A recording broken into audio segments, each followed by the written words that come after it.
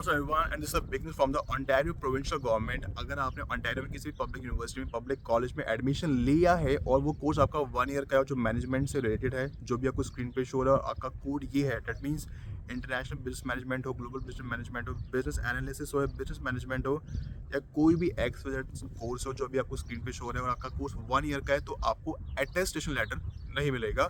देखिए, पहले attestation letter आपकी मेल आईडी पे आता था। अगर आपको नहीं मिलेगा, आपका 1 ईयर कोर्स है, तो आपको अप्लाई करना पड़ेगा। वेबसाइट पे जाओ, वहाँ पे लिंक पे अप्लाई करो, डाउनलोड करो, आपको वहीं से मिलेगा। दूसरी मोस्ट इंपॉर्टेंट चीज़, ये सिर्फ ओंटारियो प्रोविंस गवर्नमेंट के रिलेटेड ही है, अटेस्टेशन लेटर वाला जो सीन है 1 ईयर कोर्स का। अगर आप किसी और प्रोविंस में करते हो तो आपको आपकी मेल आईडी पे ही आएगा। दूसरी मोस्ट इंपॉर्टेंट चीज़ देखो, सबसे मोस्ट इंपॉर्टेंट चीज़ है, अगर आप मैरिड है तो आई वुड हाईली रिकमेंड यू, और आपने ग्रेजुएशन करी हुई है तो कोई प्रोफेशनल कोर्स लो, जब इंजीनियरिंग हो, सिविल इंजीनियरिंग हो, हेल्थ केयर से रिलेटेड हो, और ऐसा कोर्स लो जिसकी डिमांड हो।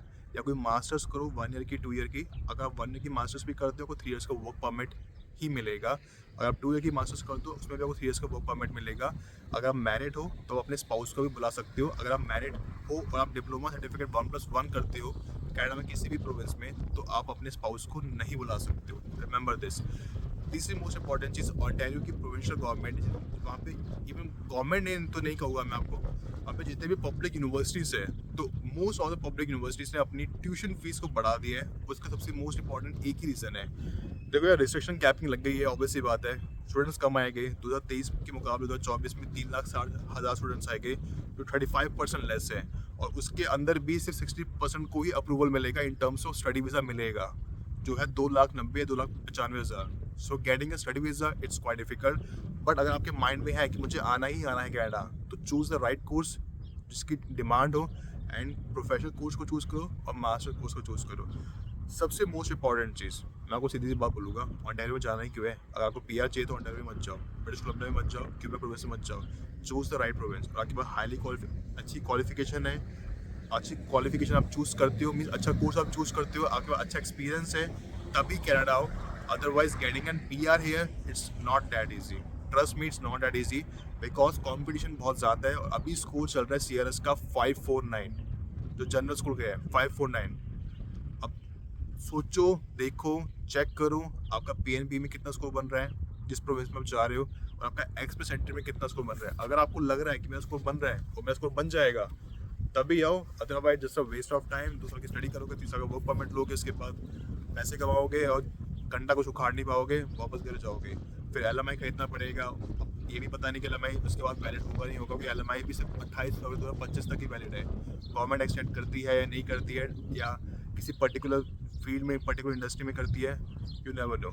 So getting a PR here it's quite difficult, I would say.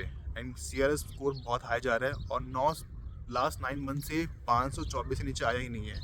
अगर आया भी है ना, तो वो सिर्फ फ्रेंच बेस में आया है। अगर आपके पास फ्रेंच के स्किल्स है और आपके चारों कैटेगरी में, स्पीकिंग, लिसनिंग, राइटिंग, इसमें 7 बैंड आते हैं, तभी आप कर सकते हो। आपको TCF TEF का टेस्ट डिवेल्यूशन फ्रांसिस का एग्ज़ाम देना होता है, उसे क्लियर करना होता है। इतने बैंड्स आने चाहिए, जो आपको मैंने पहले बोला, मिनिमम 7 इन ईच कैटेगरी, तभी पॉसिबिलिटी है। Otherwise it's not that easy to get a PR here, और I will tell you very frankly, it's not that easy to get a job here in Canada. Doesn't matter किसी भी province में रहते हो, doesn't matter किसी भी city में रहते हो, it's not that easy. If you have skills, if you have reference and contact, तभी पॉसिबिलिटी है। अदरवाइज यहाँ से वहाँ धक्के खाओगे। PR के लिए भी आपको, एक्सपीरियंस गेन करने के लिए भी आपको पैसे देने पड़ेंगे जॉब के लिए। This is the reality. अगर आपको लगे ऐसा नहीं है, ऐसा नहीं होता, वैसा नहीं होता, तो आ जाओ, धक्के खाओ। बाकी देखो, बताना मेरा काम है, इम्प्लीमेंट करना ना करना वो आपका काम है। So I will tell you very frankly, doesn't matter किसी भी कोर्स में आते हो, choose the right province. And if you have a good qualification, good experience, तभी आओ। Otherwise it's just a waste of time. And if you have a skills matters a lot. जितने ज़्यादा होगे उतना बेटर है आपके लिए, पर्सनली भी, प्रोफेशनली भी। Otherwise it's not that easy to get a PR, it's not that easy to earn a money, it's not that easy to get a job here, doesn't matter where you live in Canada. And यार, most important चीज़, बहुत लोगों के mind में question होता है कि अगर हम पब्लिक यूनिवर्सिटी में एडमिशन लेते हैं, क्या हमें वर्क परमिट मिलेगा या नहीं मिलेगा? अगर हम प्राइवेट यूनिवर्सिटी में एडमिशन लेते हैं, तो हमें वर्क परमिट मिलेगा या नहीं मिलेगा? मैं आपको एक सिंपल लैंग्वेज समझाता हूँ। अगर आप पब्लिक यूनिवर्सिटी में एडमिशन लेते हो तो आपको वर्क परमिट मिलेगा। 1 ईयर का लोगे तो 1 ईयर का वर्क परमिट, 2 ईयर का लोगे तो 3 ईयर्स का work permit. Same goes to private college और प्राइवेट यूनिवर्सिटी के अंदर भी।